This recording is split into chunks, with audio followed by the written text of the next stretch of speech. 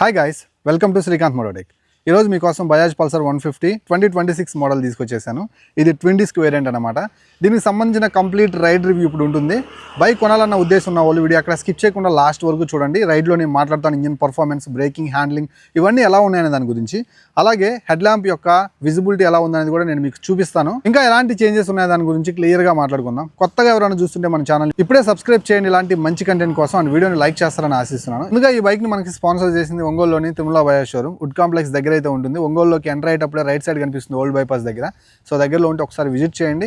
And screen మీద numbers ఉన్నాయి, contact అయ్యి క్లియర్గా ప్రైస్ డీటెయిల్స్ అయితే మీరు తెలుసుకోగలరు అనమాట. చాలా స్పోర్టియర్గా ఉంటుంది, కాస్త క్లాసిక్నెస్, అలాగే లెజెండరీ పల్సర్ని కొంచెం స్పోర్టియర్గా ఫీల్ అయ్యే వాళ్ళు, యూత్ ఎక్కువగా కూడా దీన్ని అయితే యూస్ చేసుకోవచ్చు.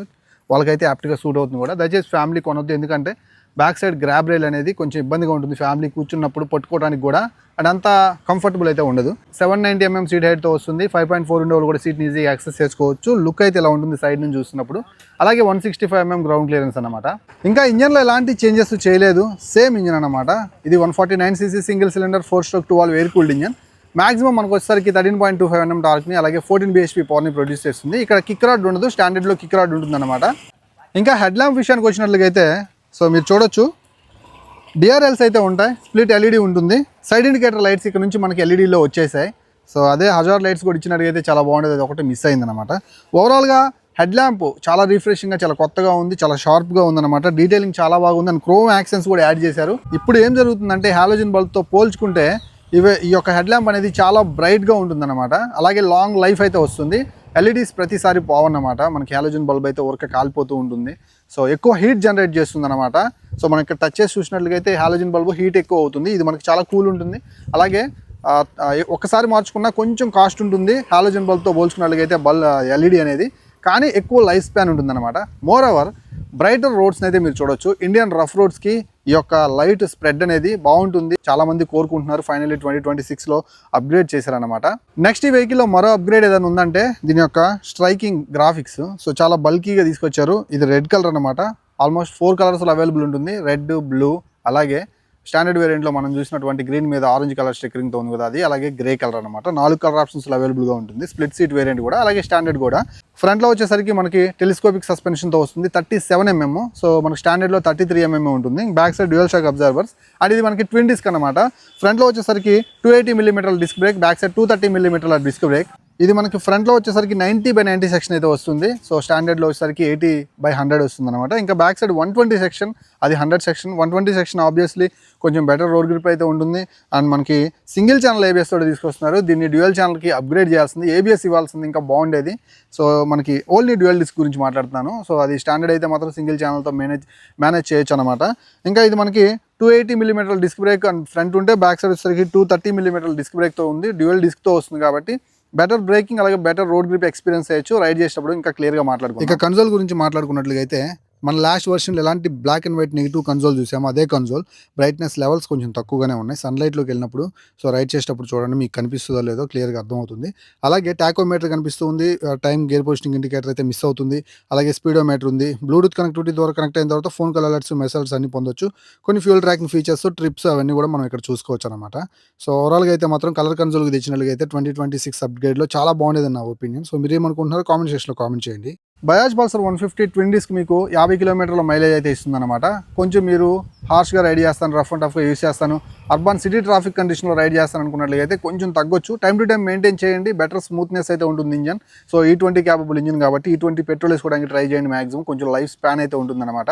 ఈ వెహికల్కి సంబంధించినటువంటి ఎక్స్షోరూమ్ ప్రైస్ కూడా అఫీషియల్ సైట్లో పెట్టలేదు. సో నాకు డీటెయిల్స్ ఇంకా రాలేదు. సో నేను ఫస్ట్ కామెంట్లో లేదంటే డిస్క్రిప్షన్ పార్ట్ని చెక్ చేయండి. సో ఖచ్చితంగా కూడా అక్కడ అప్డేట్ చేస్తాను తెలుసుకొని, సో నాకు తెలిసిన వెంటనే. కాబట్టి ఈ ఒక్క వీడియోకి మాత్రం ఖచ్చితంగా ఆన్ రోడ్ ప్రైస్ గురించి మీరు కంపల్సరీ కూడా on road price, ex showroom price డిస్క్రిప్షన్లో అండ్ ఫస్ట్ కామెంట్లో చూడండి.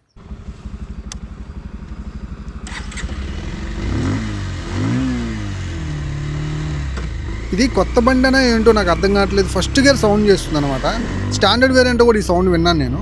అండ్ ఇప్పుడు సెకండ్ గేర్కి లేదు. మళ్ళీ ఇంజన్ అయితే చాలా రిఫైన్డ్ అనిపిస్తుంది. సో చాలా స్మూత్ సైడ్ అయితే మాత్రం ట్యూన్ చేశారు.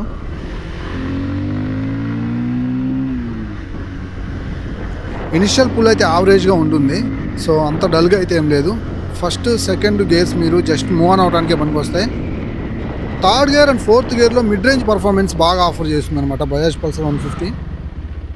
అండ్ ఆ బ్రేకింగ్ బైట్ కూడా ఓకే, డ్యూయల్ డిస్క్ కదా, తెలుస్తుంది ఆ braking bite. And road grip కూడా బ్యాక్ సైడ్ 120 సెక్షన్ టైర్ అవడం వల్ల మీరు ఫీల్ అవుతారు రోడ్ గ్రిప్, అలాగే బ్రేకింగ్ మంచిగా అనిపిస్తుంది అనమాట ఈ బండిలో స్టాండర్డ్తో పోల్చుకుంటే.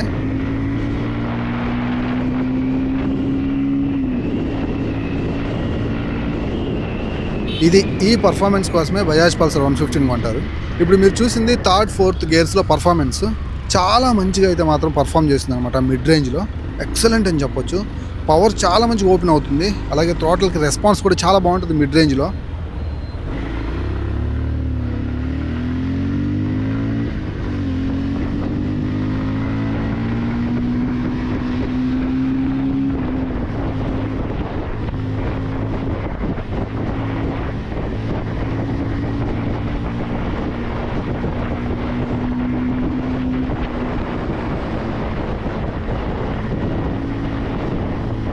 ఆ ఎగ్జాస్ట్ నోట్ విన్నారా ఎలా ఉందో?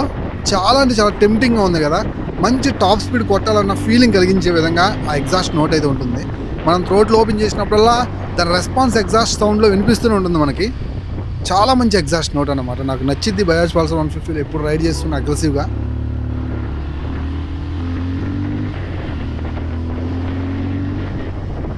ఇప్పుడు ఒక్కసారి పర్ఫార్మెన్స్ మొత్తం చెక్ చేద్దాం. సో రోడ్ ఎంటీగా ఉంది ఇక్కడ.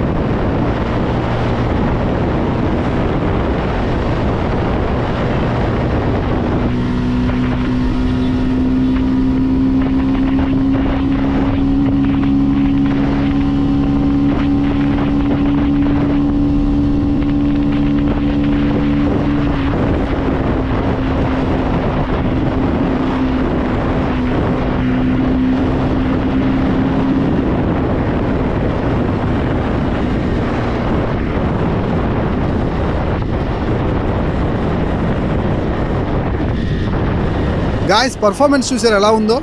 మరీ అంత డల్గా లేదు, అంత మరీ హైగా కూడా లేదు, డీసెంట్ పర్ఫార్మర్ అనమాట. సో డ్యూయల్ డిస్క్ని ఎవరైతే యూత్ ఉంటారో వాళ్ళు సిటీలో ట్రాఫిక్ కండిషన్లో యూస్ చేసుకోవడం కోసం, అలాగే చిన్న చిన్న లాంగ్ రైడ్స్ కోసం మీరు ఖచ్చితంగా కన్సిడర్ చేయొచ్చు. అండ్ పాకెట్ ఫ్రెండ్లీ కూడా ఉంటుంది. మీరు కనుక మంచిగా వాడుకున్నట్లయితే టైం టు టైం సర్వీస్ చేయించుకుంటూ 45 నుంచి 50 kmpl mileage ఇస్తుందన్నమాట.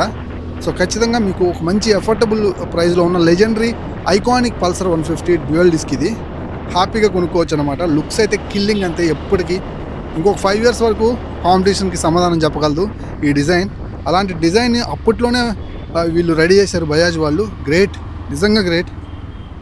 So seat comfort చాలా బాగుంది, అడిక్వేట్ రైడర్ సీట్ ఉంది. అండ్ ఫ్యామిలీకి సూట్ కాదు కానీ మీ యొక్క పర్సనల్ యూసేజ్కి అయితే one of the best vehicle అన్నమాట. ఇక్కడ సస్పెన్షన్ చెక్ చేద్దాం. బిఫోర్ దట్ నాకేమనిపించిందంటే ఈ వెహికల్ ఇంతసేపు రైడ్ చేసినప్పుడు గేర్ బాక్స్ అయితే అంత స్మూత్ లేదు, అంత హార్డు లేదు. అండ్ క్లచ్ కూడా స్టాండర్డ్లో కొంచెం స్మూత్ అనిపించింది, ఇక్కడ లిటిల్ హార్డ్ అనిపించింది clutch. So day to day యూసేజ్లో ఇది కాస్త సాఫ్ట్ అవుతుంది అనుకుంటున్నాను. కొత్త బండి ఇలా ఉందో మరి. అండ్ ఇక సస్పెన్షన్ ఫీడ్బ్యాక్ తెలుస్తుంది. సో ఫ్రంట్ 37mm ఫోర్క్లు, స్టాండర్డ్ వేరియంట్ కంటే ఫ్రంట్ సస్పెన్షన్ దీంట్లో కొంచెం బెటర్ ఉంది. And back side suspension obviously రెండు బాగుంటాయి. సస్పెన్షన్ వైజ్ అయితే మాత్రం డ్యూయల్ డిస్కే కొంచెం బెటర్ అనిపిస్తుంది నాకు. ఈ బండి అయితే ఖచ్చితంగా రోడ్ గ్రిప్ కోసం, బ్రేకింగ్ కోసం అండ్ మంచి స్టైలిష్ లుక్స్ కోసం అయితే మాత్రం యూత్ కన్సిడర్ చేయండి. సో ఖచ్చితంగా బెటర్ వెహికల్ అయితే అవుతుందన్నమాట. బండి నడుపుతున్నప్పుడు మీరు ఎక్కడ కూడా పాత పల్సర్ నడుపుతున్న ఫీలే. ఫ్రంట్ నుంచి చూసేటప్పుడే హెడ్ ల్యాంప్ కొంచెం చేంజ్ అయింది, అదర్వైజ్ ఓకే. సో ప్రైస్ కోసం ఫస్ట్ కామెంట్ అలాగే డిస్క్రిప్షన్ పార్ట్ని ఒకసారి చెక్ చేయండి. మరో వీడియోతో మళ్ళీ కలుస్తాను. Bye bye.